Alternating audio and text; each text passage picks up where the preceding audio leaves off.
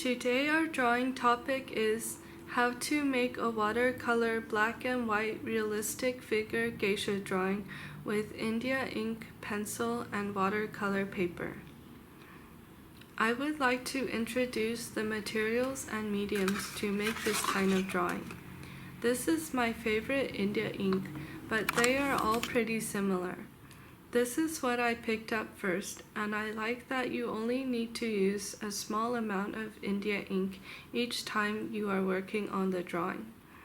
Then get some small-sized flat brushes to paint with.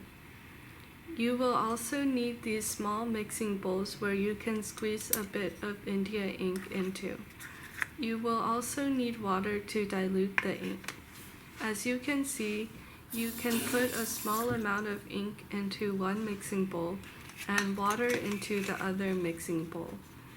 You can use the second mixing bowl to dilute the ink to fill in lighter areas. This is the image we will be copying today.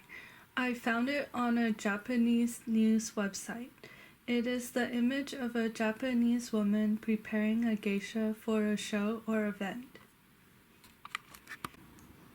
Today, because it's a larger drawing, I will be drawing it on the ground. This is one major tip to do your drawings on the ground. I am using Arch rough watercolor paper in the size of 22 inches by 30 inches. I like the rough textures because it can absorb the water. The first step is the same as always. First, make the contour line drawing or the outline solely. When I draw figures, I like to draw the face first. I like to draw the eyes first.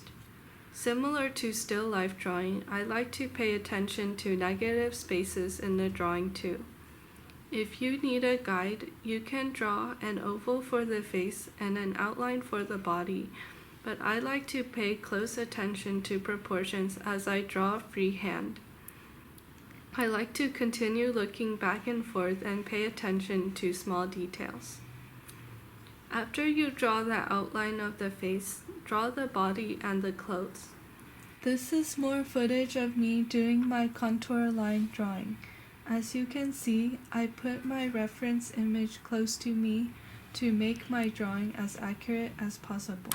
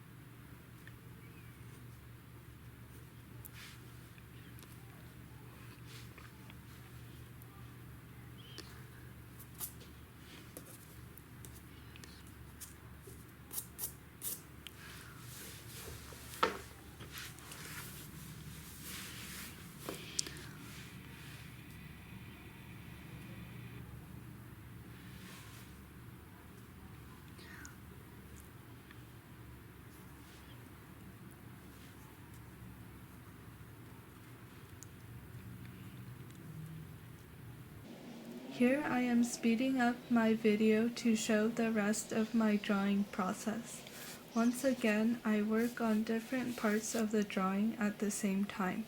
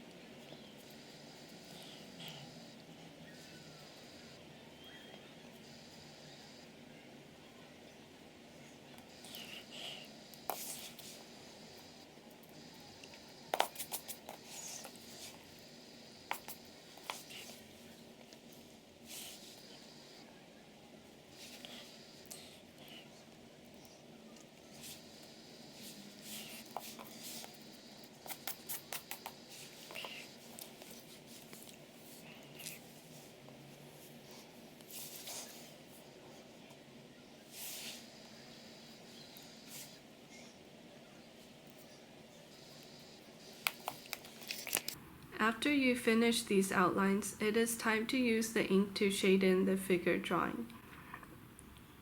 When choosing a brush, go for the small flat brushes. As for diluting the ink, I like to add lighter grays to the drawing first. For example, the slight shadow in their faces contains lighter shades of gray. The blackest part of the photograph is their hair. This is the deepest shade, perhaps mixed with only a bit of water. In general, however, I like to keep the paint strokes lighter even if the color is dark so that I can add more or alter it later. The trick is to only paint in light layers. This way it will not be too dark and you can keep layering the paint strokes, leading to more variation in shades.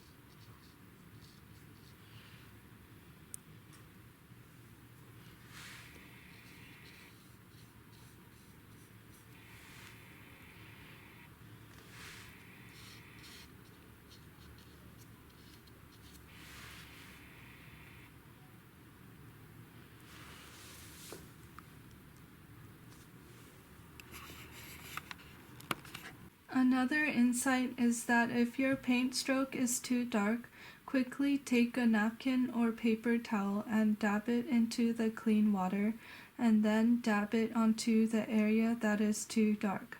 This will take off some of the color.